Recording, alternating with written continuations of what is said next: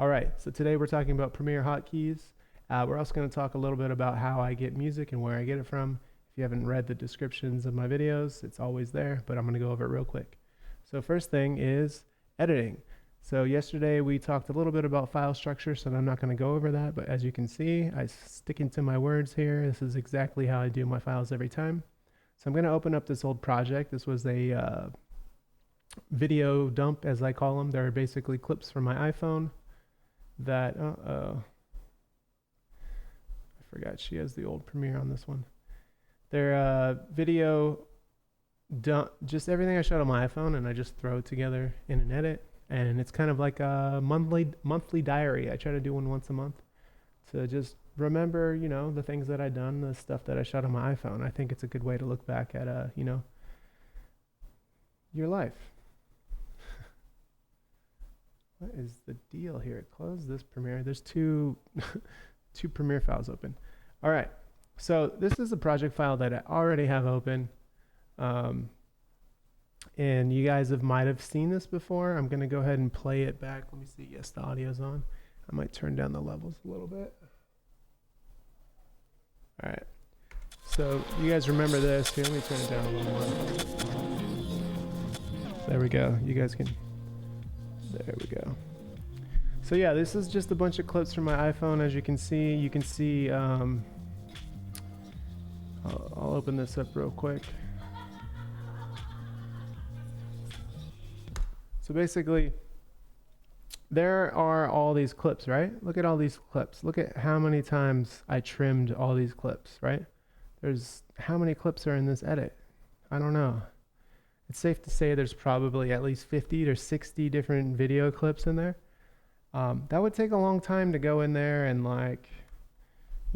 get your blade tool out, which is the B button, and then come over here, hit B, and then hit, wow, I can't even do it right now. And then hit blade to cut it. Like that would take forever, right? That's how you trim clips in Premiere. So what I do is let me back up. What I first did when I first started editing before I even edited in Premiere, I took a class in Final Cut. And Final Cut's a good editing program, but I made the jump to Premiere because I work a lot in Illustrator and Photoshop, and honestly, I knew a lot about the Adobe suite, and they started to work together at one point. Like you can take a Photoshop file, a .psd, and just drop it right into Premiere. You can take an After Effects file and just drop it right into Premiere. So like they started to be able to communicate through this thing called dynamic link. So I was like, man, I got to switch over to Premiere. It'll save some time in the editing process. So I did. But the one thing that was really catching me up was the hotkeys. I knew all the Final Cut hotkeys, are pretty well anyways. The things that I was used to doing, they save so much time, like that B tool for blade. So there's a quick thing to do if you're considering switching to Premiere, is if you go up here to Premiere, you have keyboard shortcuts right here. You can change this right here. That's my own save shortcut. You can change it to Final Cut shortcut keys. So if you change this and hit apply, all the keys that you have for Final Cut, at least the default keys, are now set in Premiere. So it makes transitioning so easy. And that was super smart of everyone at Adobe by doing that. That got me to switch over really easily, because once I did that, if you know the hotkeys, like you barely have to dig into the menus. So it's real quick to start moving around from there. And then to go a step further than that, you create your own hotkeys, and mine are based off of this Final Cut 7, and they're pretty much the same with a couple changes. So I really want to show you guys the ripple trim tools. There's this ripple trim here and a ripple trim here. It's the X and C buttons. And what I have them do is, one trims the clip to the left of the playhead, and one trims the clip to the right of the playhead. I can give you an idea of what that looks like. So say we have this clip right here. Oh, look at that. Oh, I think this is a An iPhone automatic. Yeah, look at this. It's a little love story of me and my girlfriend. So say I want to trim this clip right here, right? Normally you'd have to hit B to trim it. See that it just trimmed there? B trims it, right? So, and I want to use this beginning part and this end part here, but I don't want the rest of this clip here. I just want this section in the middle. So let me show you what I would have to do normally to do that. I'd go here, hit B, delete this clip, go over here, find where I want to stop. Oh, that's a good spot. Hit B, delete that. And then I have to drag it over and put it into its spot, right? In the edit. Let me show you how easy it is. I'll drag these out real quick. I'm actually going to change colors so you can see them change. I'll label these like rows. All right. Hey, I just got rid of all my clips. Okay, so check it out. We'll do the same thing again. And this stuff saves me so much time. It doesn't work for every edit, but for edits like this, where you have all the footage jumped on a timeline, and it's kind of like I said, it's like a montage. It's not that you're not building a crazy story, you're kind of doing a montage. This is what I do. So again, so we have a clip that we already like here, and we have a clip that we know we're going to use later here. So we find where we want to start. Oh, look at that. That's cute, right? Instead of hitting B for blade and cutting it and then going over here to delete it, I just put the playhead where I want it and hit X. Boom. You see how it put the blade mark and then cut everything to the left of the playhead? And then it scooted everything over, right? And then it was right here that I wanted to stop, right? Hit C. Boom. Look at that. Look at how much time that just saved. It just trimmed the clip to the meat where I want it and brought everything together. So that right there has saved me a tremendous amount of time. And it, like I said, it doesn't always benefit you to do a ripple delete like that, because you might have things that you might be working on a section of an edit, especially on longer form edits.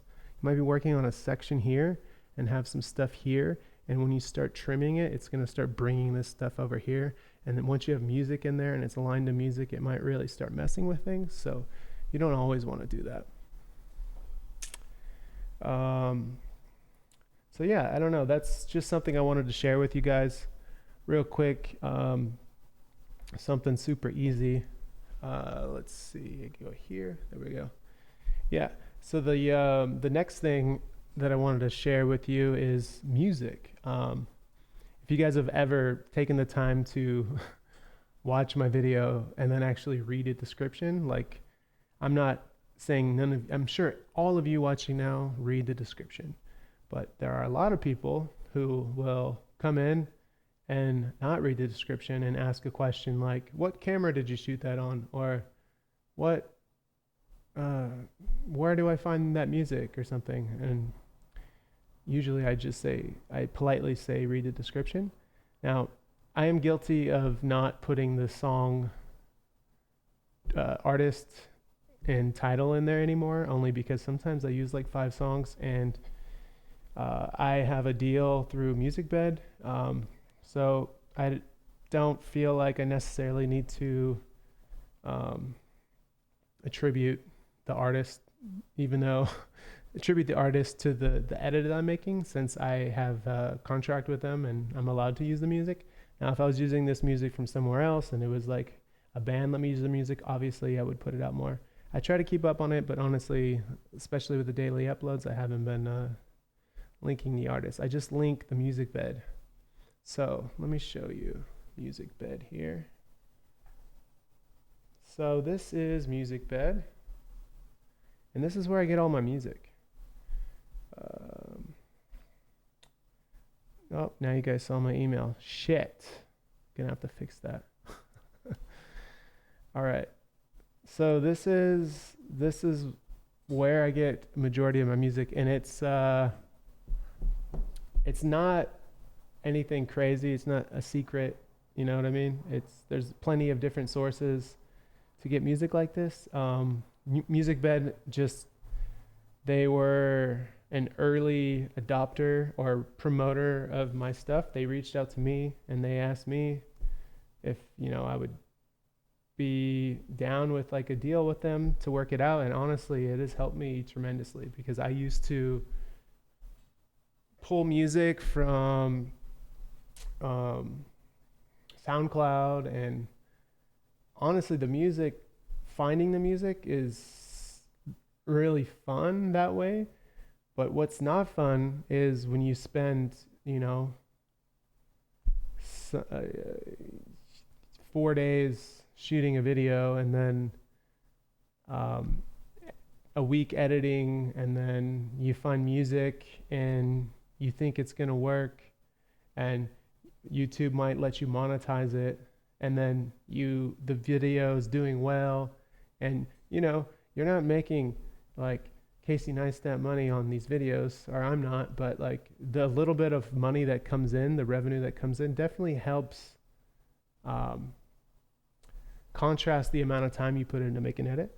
So it's nice. But then once that video gets demonetized because the artist who made the song claims all the money and doesn't share it with the video creator, then it starts to really wear on you. So MusicBed provides this royalty. Well, you get the rights to all the music, and it's great. So let me show you how I dig through here. The easy way is genre. I usually just pop in, and at first I was digging in hip hop, obviously, a lot.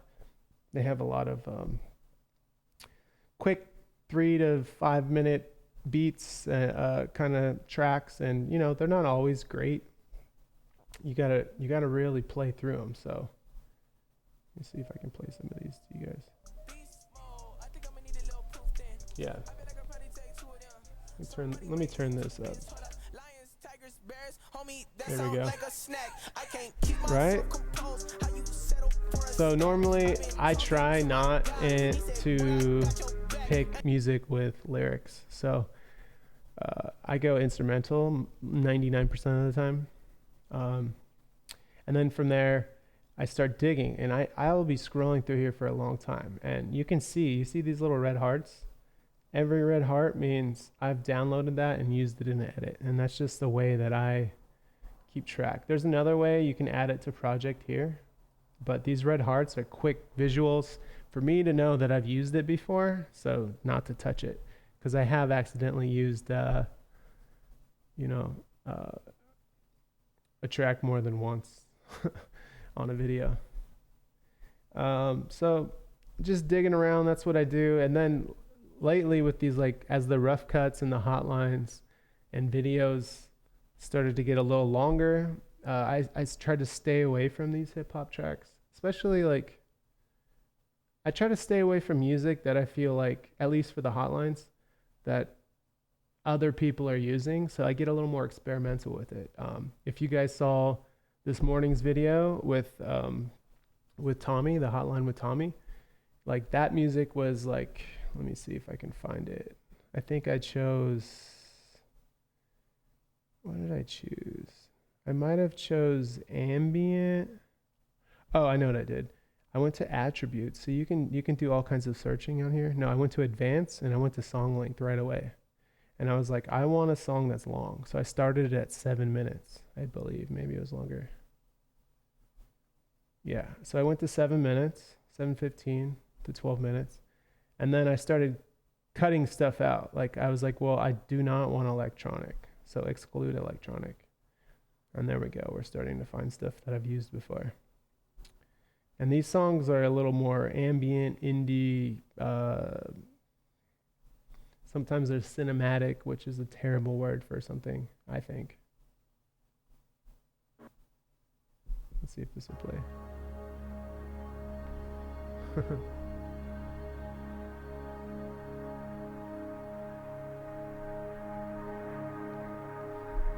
Yeah, so that's MusicBed. And honestly, I don't know like how many of you that are in here right now, how many of you guys make your own videos? Like how many of you guys make things for Instagram, YouTube, Facebook, like bike videos, any kind of videos? Is there anyone in here? Am I wasting my time by doing this with you guys? Because I don't know. I know that a lot of you guys are watching, the hotlines and the bike related stuff, but are you interested in this kind of like behind the scenes of the production? Because I know a few of you are, but I don't know how everyone feels. And I just thought, maybe I could just start sharing this stuff with you guys.